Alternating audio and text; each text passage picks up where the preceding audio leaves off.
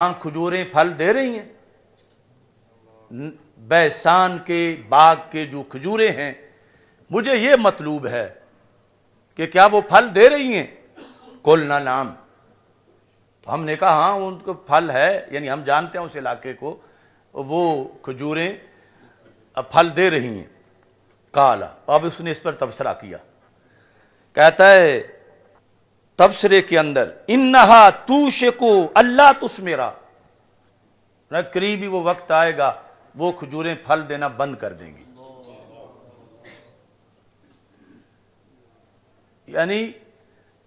یہ جو سوال ہے اصل میں وہ جکڑا ہوا اپنے لیے کہ میں نکلنے کا وقت جو اسے معلوم تھا، ان میں سے ایک نشانی یہ تھی کہ جب بیسان کے کھجور کے درخت بانجھ ہو جائیں گے اور کھجوریں نہیں لگیں گی تو وہ میرے نکلنے کا وقت ہوگا کہ میں جزیرے سے اس جہاں باندھا ہوا ہوں میں یہاں سے نکل سکوں۔ تو مجھے کوئی پتہ نہیں، تو میں یعنی آپ سے پوچھنا چاہتا ہوں کہ آپ بیسان کے درختوں کے بارے یہ چیز بتائیں کہ وہ پھل دے رہے ہیں یا نہیں دے رہے۔ اگر اب تک دے رہے ہیں تو ابھی میرے نکلنے کا وقت نہیں، جب نہیں دیں گے تو پھر میرے نکلنے کا وقت آ جائے گا۔ یہ کہنے کے بعد اخبرونی ان بحیرہ الطبریہ، مجھے بحیرہ طبریہ کے بارے میں بتاؤ۔ بحیرہ چھوٹا سمندر، طبریہ یعنی یہ اردن اور فلسطین کا جو جوڑ ہے اس کے قریب یہ ہے، یعنی یہ بھی اسی علاقے کا ایک حصہ ہے۔ تو اسی سے ہی وہ مشہور، یعنی اس کے قریب امام طبرانی جو ہیں وہ یعنی اسی گاؤں کے ہیں جس کے ساتھ یہ سمندر ہے۔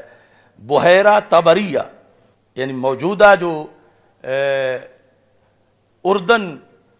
چونکہ اردن اور فلسطین بالکل آپس میں قریب قریب ہیں، یعنی اردن کے کچھ علاقوں سے پہاڑیوں سے مسجد اقصیٰ کو دیکھا جا سکتا ہے۔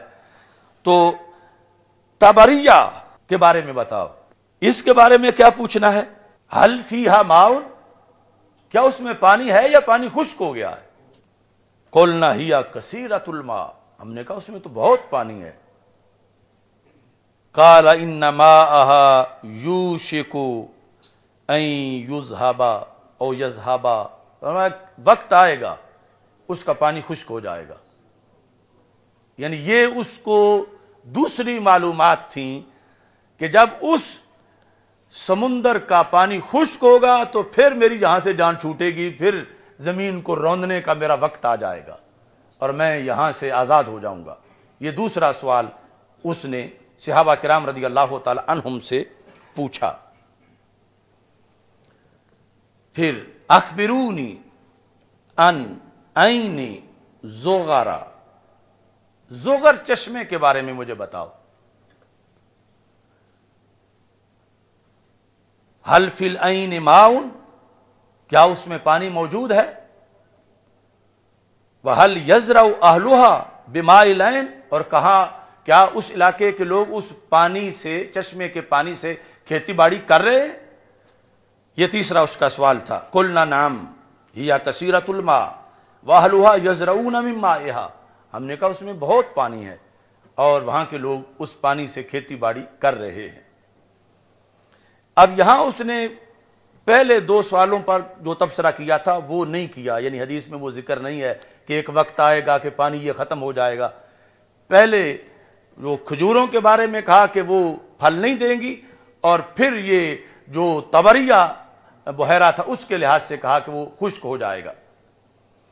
اب موجودہ جو لیٹسٹ معلومات ہیں یعنی اس بحیرہ طبریہ کے بارے میں، وہ یہ ہے کہ اس کے مجموعی پانی میں سے چوتھا حصہ باقی رہ گیا ہے۔ یہ یعنی مجموعی پانی جتنا اس کا پہلے کبھی ہوا کرتا تھا، سمٹتے سمٹتے سمٹتے نیچے آتے آتے آتے چوتھا حصہ پانی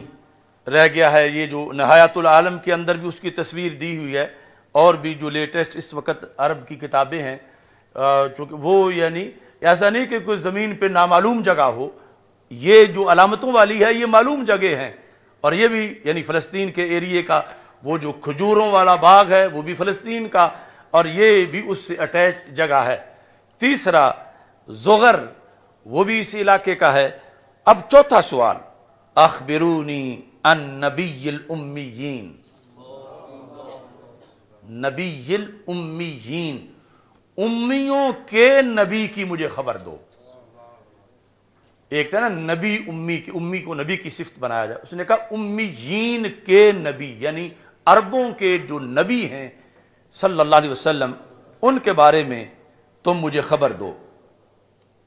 ما فعلا، کیا بنا ان کا، کیسی رہی نبوت ان کی، یعنی ما فعلا، انہوں نے کیسے اپنی نبوت کا نظام چلایا۔ تو کہتے ہیں کہ قلنا، ہم نے کہا قد خرج من مکہ ونزل بیثرب، کہ مکہ مکرمہ سے تو وہ نکل آئے ہیں، ہجرت کر لیا انہوں نے، اور یثرب میں اس وقت وہ رہتے ہیں۔ یعنی تمیم داری بھی چونکہ ایک جنرل معلومات تھی، کلمہ تو پڑھا نہیں تھا اس وقت جب دجال سے ملاقات کر رہے تھے، تو کہا کہ وہ مکہ مکرمہ سے ہجرت کر کے مدینہ منورہ آ چکے ہیں یثرب میں۔ اس نے سوال کیا، یہ پھر رسول پاک صلی اللہ علیہ وسلم کے بارے میں جو چوتھا سوال تھا، اسی کے اندر پھر یہ سوال ہے، اقاتلہ العرب، کیا عربوں نے ان سے لڑائی لڑی، عربوں نے ان سے جنگ کی، ان کا رستہ روکا؟ قلنا نعم، ہم نے کہا ہاں عربوں نے ان سے لڑائیاں لڑیں۔ اس نے پھر آگے سوال کیا کیف صنع بہم، تو پھر یہ جو حضرت محمد صلی اللہ علیہ وسلم ہیں، انہوں نے ان عربوں کے ساتھ کیا سلوک کیا جب انہوں نے ان کا رستہ روکا، ان سے جنگیں کی، تو انہوں نے ان کا کیا کس طرح سلوک کیا ان کے ساتھ؟ فَأَخْبَرْنَاهُ أَنَّهُ قَدْ ظَهَرَ، ہم نے کہا عربوں پر تو وہ غالب آ گئے، یعنی عرب سارے اب یا تو ان کا کلمہ پڑھ گئے ہیں یا پھر تباہ ہو گئے ہیں، عربوں پہ وہ غالب آ گئے ہیں۔ یعنی ایک جو معلومات تھیں ان نصارہ کے پاس کہ نبوت، ہجرت تو انہوں نے کی ہے مگر مدینہ منورہ میں آ کے بڑے طاقتور ہو گئے ہیں اور جنگیں ہوئی ہیں اور عربوں پہ وہ غالب آ چکے ہیں۔ لفظ یہ تھے قد ظہر علی من یلیہ من العرب واطاعوہ، کہ جو بھی عرب کے ایریے ان کے قریب قریب تھے ان پہ وہ غالب آ گئے ہیں اور عربوں نے ان کی اطاعت کر لی ہے۔ اب یہ جملہ ہے جو کہ ایک تاریخی جملہ ہے، یعنی جس جملے کی توقع نہیں کی جا سکتی تھی دجال سے، مگر آمنہ کے لال صلی اللہ علیہ وسلم کی شان رب اس کی زبان سے بھی بیان کروا رہا۔ جس طرح وہ شیطان نے بھی آیت الکرسی کا درس دے دیا تھا، تو سرکار نے فرمایا ان الکذوب قد یصدق، بڑا جھوٹا بھی کبھی سچ بول جاتا ہے۔ دجال تھا مگر پھر بھی یہ جملہ بول گیا جب پتہ چلا کہ عربوں سے جنگیں ہوئی ہیں، عربوں پہ وہ غالب آ گئے ہیں، عربوں نے ان کی اطاعت کر لی ہے، تو کہتا اما ان ذالک خیر لہم،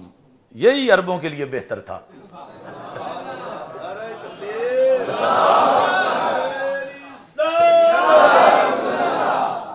ان ذالک خیر لہم ان یطیعوہ، کہتا ہے ورنہ ان سب کا بھٹتا ہو جانا تھا اگر اطاعت نہ کرتے، تو یہ ان کے لیے بہتر تھا کہ انہوں نے اطاعت کر لی ہے۔ اور ویسے بھی یعنی جو ویسے کامیابی ہے آخرت کے لحاظ سے، وہ بھی اس پر بھی شارحین نے بڑی بحث کی ہے کہ اس کا مطلب کیا کیا ہو سکتا ہے۔ آخری جملہ یہ بولتے ہیں کہ جب دشمن بھی تھا اور دشمن چوٹی کا تھا اور سب سے بڑا فتنہ اور اپنے آپ کو اللہ کہنے والا، وہ آخر کیوں اس کی زبان سے نکل گیا یہ لفظ کہ عربوں نے جو ان کو رسول مانا ہے تو اچھا کیا ہے؟ یحتمل انہ من باب الصرف صرفہ اللہ تعالی عن الطعن فیہ والتکبر علیہ کالمغلوب علیہ والماخوذ علیہ فلا یستطیع ان یتکلم بغیرہ تائیدا لنبیہ صلی اللہ علیہ وسلم۔ فرمایا یہ رب کا تصرف تھا کہ اتنا بڑا متکبر کہ جو کہ کہے گا میں اللہ ہوں، میں رب ہوں، رب نے اس کو بھی سرکار کے سامنے جھکا دیا کہ اس جزیرے کے اندر بھی جہاں بظاہر سرکار کا کوئی غلام نہیں ہے کہ وہ سرکار کی توہین نہ کر سکے اور سرکار پر تنقید نہ کر سکے، یہ رب نے اس کا دل پھیر دیا کہ اگرچہ وہ جو بھی تھا لیکن اس جگہ اس نے یہی کہا کہ عرب اچھے رہے ہیں جو انہوں نے رسول پاک صلی اللہ علیہ وسلم کی اطاعت کر لی ہے۔ اب اس نے کہا چلو میں اپنا بھی بتا دیتا ہوں، وَإِنِّي مُخْبِرَكُمْ أَنِّي، میں تمہیں اپنا بتاؤں میں کون ہوں؟ کہتا انی انا المسیح، یعنی اس نے کہا کہ میں ہوں مسیح، یعنی خود تو اپنے آپ کو دجال نہیں کہتا تھا، یعنی اس نے صرف مسیح کا لفظ بولا اپنے بارے میں، انی انا المسیح، یعنی مسیح دجال، میں وہ دجال ہوں، مسیح دجال۔ وَإِنِّي یوشک ان یؤذن لی فی الخروج،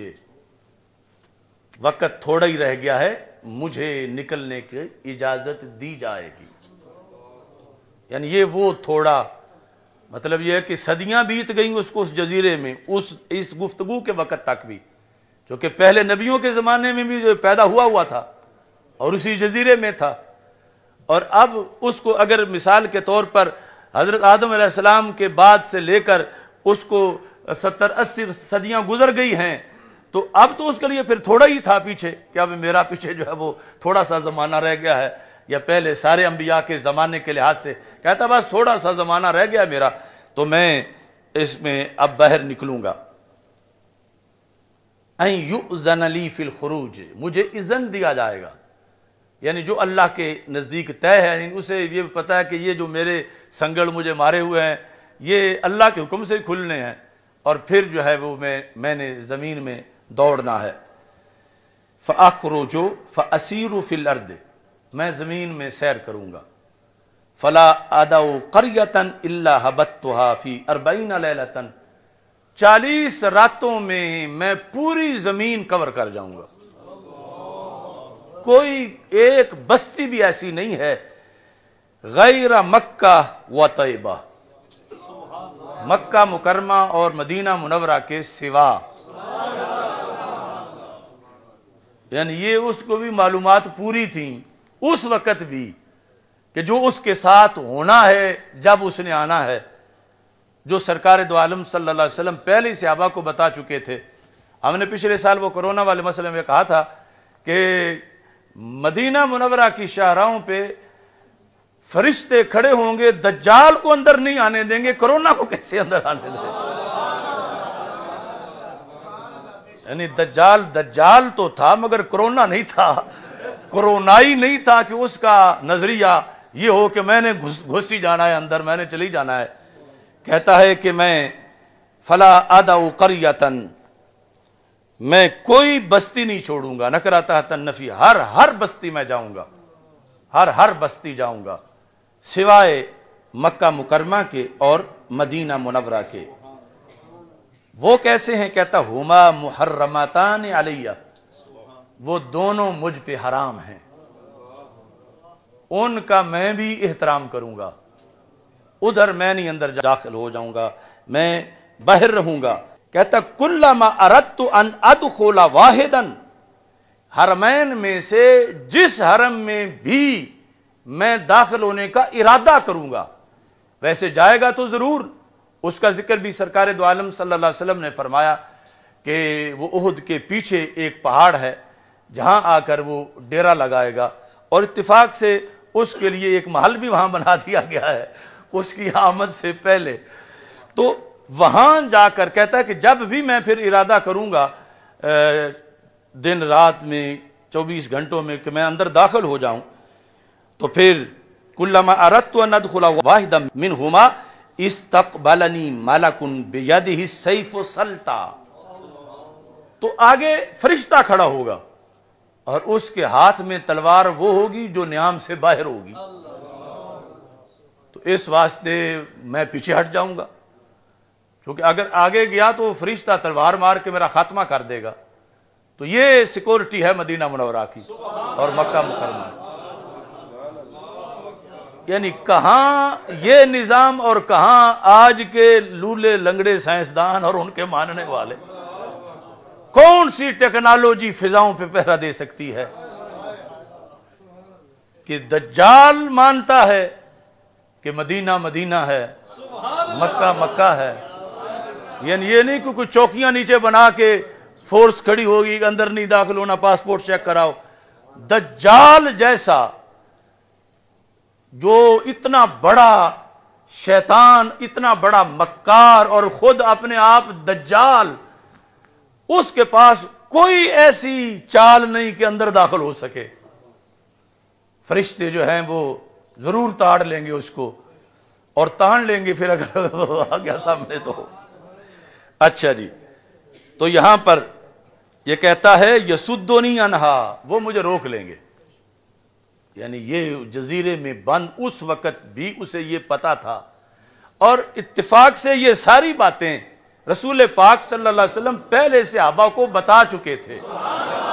اور اب سرکار خوش ہو رہے تھے، دیکھو صحابہ جو میں نے کہا تھا وہی بات نکلی ہے نا، کہ یہ تمیم داری نے اس سے سن کے آ کر بتائی ہے جو میں ادھر تمہیں بتاتا تھا۔ یعنی میری معلومات، یہ سرکار کو خوشی ہے کہ، اور یہ دعویٰ کیا، فرمایا کسی نبی نے دجال کے بارے میں وہ کچھ نہیں بتایا جو میں نے بتایا ہے۔ پھر کہتا وَإِنَّ عَلَى كُلِّ نَقَبٍ مِّنْهَا مَلَائِكَةٌ، یہ جو انتظام ہے نا کسی ایک گیٹ پر نہیں، مدینہ منورہ کے ہر داخلی رستے پر یہی ہے شرع۔ کل نقب، جس طرح یہ اردو میں نقب لگانا، تو یعنی داخلے کے لیے جو بھی کوئی گیٹ ہے اس پر یہ صورتحال ہے۔ ملائکہ یحرسونہا، جو گارڈ ہیں وہاں پر حفاظت کر رہے ہیں، وہ مجھے آگے نہیں جانے دیں گے۔ جب رسول پاک صلی اللہ علیہ وسلم نے یہ حدیث بیان کی تو سرکار بیٹھے ہوئے تھے، منبر